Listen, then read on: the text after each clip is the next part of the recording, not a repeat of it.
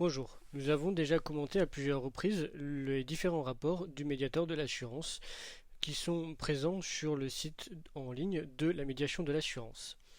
La question qui peut se poser est la suivante. Pourquoi le médiateur de l'assurance publie-t-il des rapports? Eh bien, il donne deux buts à la publication de ces rapports. Le premier but est la diminution des recours litigieux entre assurés et assureurs. En effet, dans le cadre d'une procédure judiciaire, le juge va devoir trancher entre l'une et l'autre des parties. Or, l'avantage de la solution amiable est d'apporter une réponse qui conforte les deux parties, qui essayent de préserver les différentes relations contractuelles et les différents rapports entre les deux parties. Et donc, cette solution amiable est plus douce qu'une solution judiciaire qui est beaucoup plus rude.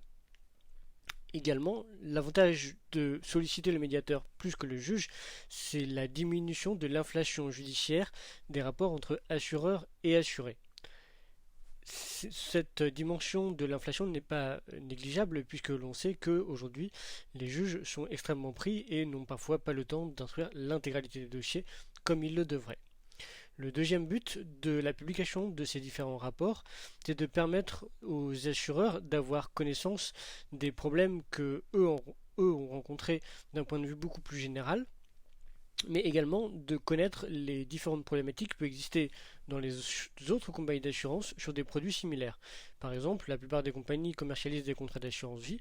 Il est donc intéressant pour ces compagnies de comprendre là où leurs consoeurs ont pu avoir une réclamation et donc pourquoi pas de modifier leur propre contrat pour éviter que ce problème persiste s'il existe chez ces compagnies.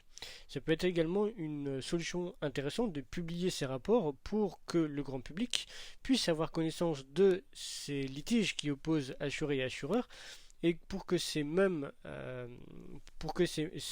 personnes qui sont obligatoirement des assurés, puisque certaines assurances sont obligatoires, eh bien, puissent faire attention, être vigilantes sur certains points contractuels, ou certains points de la relation entre assureur et assuré. Et donc pour toutes ces raisons, diminution de l'inflation juridictionnelle et connaissance aux assureurs et aux assurés des différents litiges et des différentes réclamations que le médiateur a dû instruire, eh bien c'est pour ces deux raisons qu'il publie ce rapport, le rapport du médiateur de l'assurance.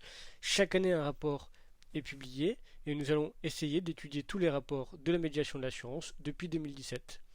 2017 étant une date où tout ce qui est médiateur des compagnies d'assurance et médiateur des mutuelles ont fusionné pour ne faire qu'une seule médiation, tout simplement.